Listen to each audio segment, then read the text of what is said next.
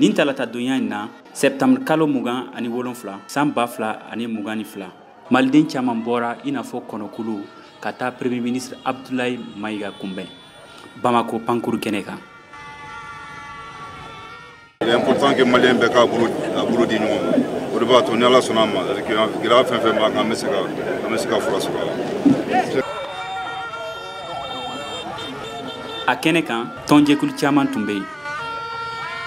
Ne na kun b'a ye Mali aéroport la bilalen na ne Abdoulaye Maïga ka kuma in senma la tɔgɔ dɔn ka sababu kɛ a ye kuma min fɔ Nations Unies n'a diyara vraiment Maliyɛnw mago bɛ mɔgɔ sugu min na nin don quoi mais n'i y'a bila ne ma sɔrɔsiw bɛ niveau min na bi k'a fɔ k'u bɛ fanga bila k'a di politicien ma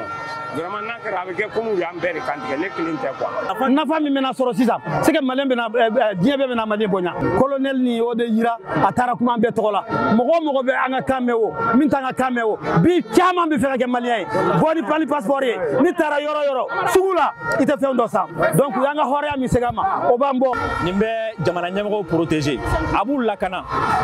ni mɔgɔ min ye nin jama ye i b'a dɔn ko minnu b'an ɲɛma mɔgɔ gansanw tɛ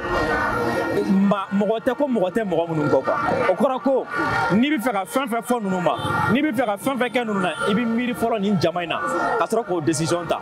i m'a fɔ ma donc a nafa y'o ye a nafa fana ye k'a jira ko min fɔra Maliyɛnw de ta don Maliyɛnw de fɛla fɔlɔ o de y'a nafaba ye et puis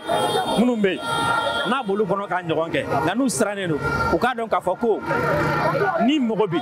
Maliyɛnw ka bonya n'u ka karama la i bɛ nin sira in ta i bɛ jama sɔrɔ i kɔ.